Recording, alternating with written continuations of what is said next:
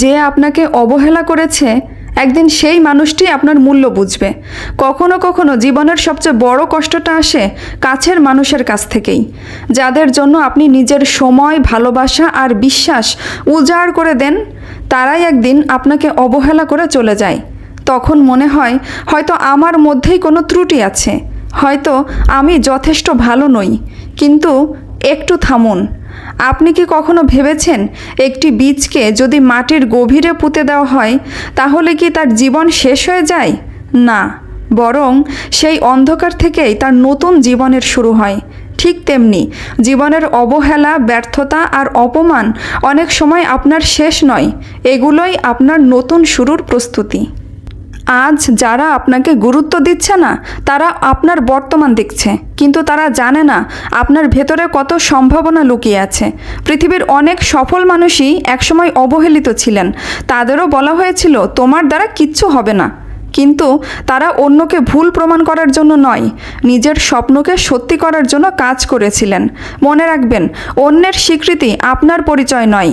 আপনার পরিচয় তৈরি হয় আপনার চরিত্র, আপনার পরিশ্রম আর আপনার ধৈর্যের মাধ্যমে। জীবনে 3 ধরনের মানুষ আসে। প্রথম দল আপনাকে ভালোবাসবে, দ্বিতীয় দল আপনাকে ব্যবহার করবে, আর তৃতীয় দল আপনাকে অবহেলা করবে। কিন্তু এই 3 দলের মাঝেও আপনাকে একটি জিনিস ধরে রাখতে হবে, নিজের আত্মসম্মান।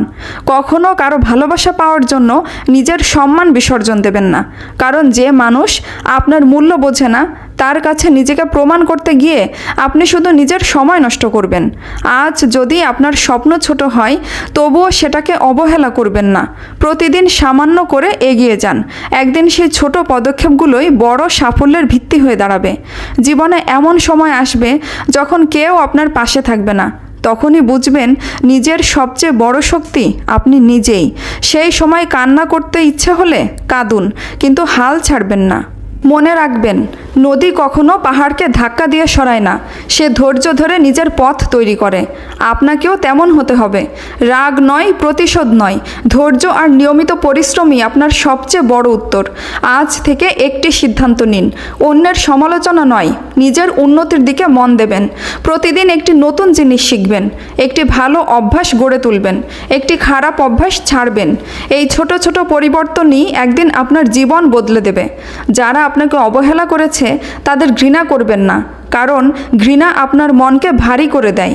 তাদের ক্ষমা করে দিন, কিন্তু সেই অভিজ্ঞতা থেকে শিক্ষা নিন। আপনার জীবন একটি বইয়ের মতো। আজ হয়তো একটি কঠিন অধ্যায় চলছে, কিন্তু একটি অধ্যায় কখনো পুরো বইয়ের গল্প নয়। তাই আজকের কষ্টকে আগামী দিনের পরিচয় বানাবেন না।